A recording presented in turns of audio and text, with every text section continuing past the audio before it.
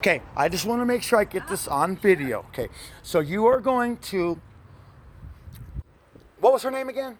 Her name is Turnese. Turnese. You're going to talk to her about not trying to tell me to leave the DCF property again, like she did already.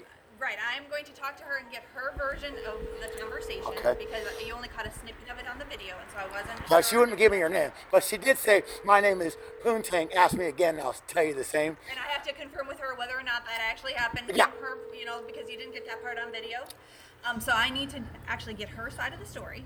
But the bottom line is I'm one of the managers. Mm-hmm. I've instructed the team in there that as long as you are exercising your First Amendment rights peacefully, you're not interacting with people going back and forth and trying to, then that is fine. And nobody's to call the police without running it by me, and that's having a conversation with you before we were to even to do it. So we would not be doing it. That is the big shame and the tragedy in all this. If I wouldn't have known my rights and I would have gathered up my signs and got in my car and boogied, it would have been a violation of my civil rights. I would have been not on my porch, not on the DCF porch, doing what I have the right to do, because she is misinformed, or maybe she just doesn't like me, or maybe she didn't like my signs. I don't know. But so you are going to give her some type of a reprimand, at least a talking to. We're going to have a conversation for sure. I'm not going to say it's a reprimand or what the official language is, but yes, we will definitely address the issue. Okay, because, another lady came out after her. Okay. And I talked to her, and she said, oh, no, you could do exactly what you're doing.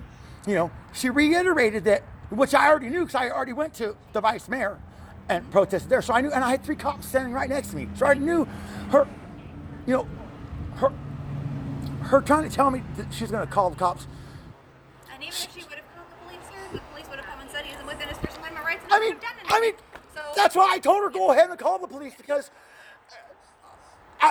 I was waiting to see if she was going to push it that far, to try and push me, to actually call law with guns and badges to bully me and browbeat me away from my First Amendment right to be here and protest.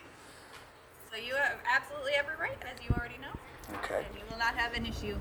And if there is an issue, we'll come and have a conversation with you, like we're having right now. Mm-hmm. I mean, I really wish that I could know what's going to happen to her. Well, we don't know what her side of the story is. Okay. Well, you don't think that I'm lying? I don't think that you're lying, but there's always 3 sides to every story. Your side, her side, and somewhere in the middle is the truth. She came out down there, started yelling at me from 15 feet away, telling me, "Oh, sir, you can't be here. You got to take them side, or I'm gonna call the police."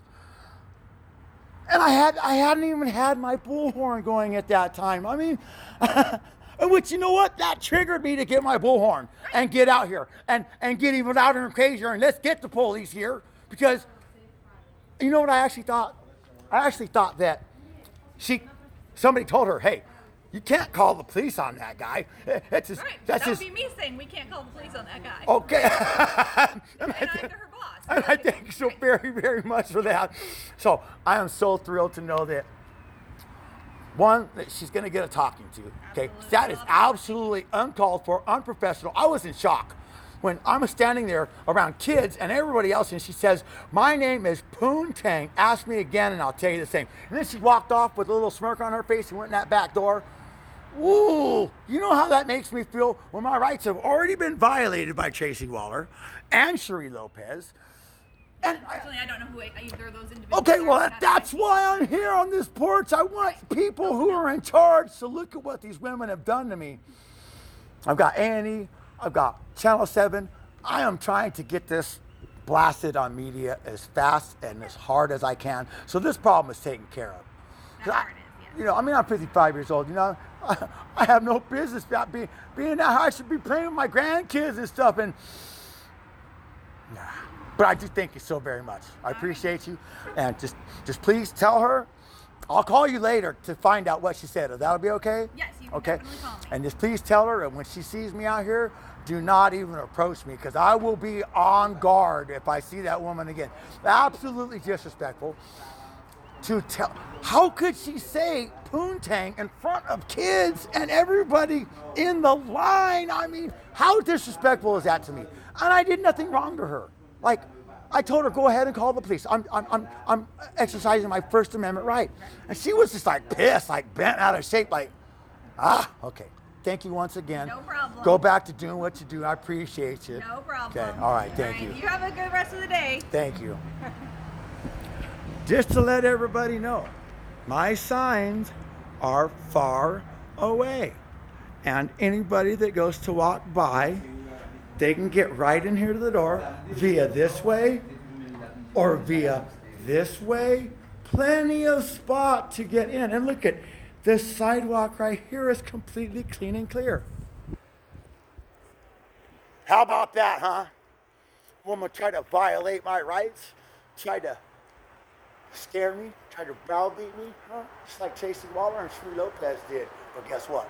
Didn't happen this time, baby. Didn't happen this time. And I'll be back Monday and Tuesday and Wednesday and Thursday and Friday.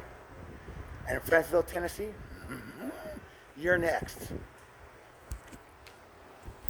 Fighting for my kid here. It's not like I'm out here trying to have these people buy me a new car or something. I'm just fighting for my freaking rights. They gave a woman 3 times suicidal, violent, drunk driver, suicide by cop.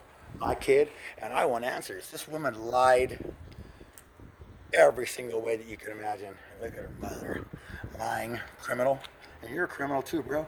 Look at this pictures. Look at these 2 criminals. Liz Albert, yeah, you're a freaking criminal too. I wouldn't have been in this spot if it wasn't for Sri Lopez and Liz Albert. You people could have saved me, but you did absolutely nothing. And you gave my child to criminals. And now look at his teeth, huh? Look at that. Tracy Waller, that was when he was 3 years old. You don't see the neglect? Look at the bottom teeth. What? There isn't even a tooth there, just decay. Now look at my son's poor teeth. Look at him later. His teeth aren't growing in right because he had to have teeth pulled when they shouldn't have been pulled. And then they start growing crooked. These people suck. But anyway, don't ever let anybody violate your rights. Don't ever try and let them violate your rights. Rights are like muscles. If you don't use them, you lose them.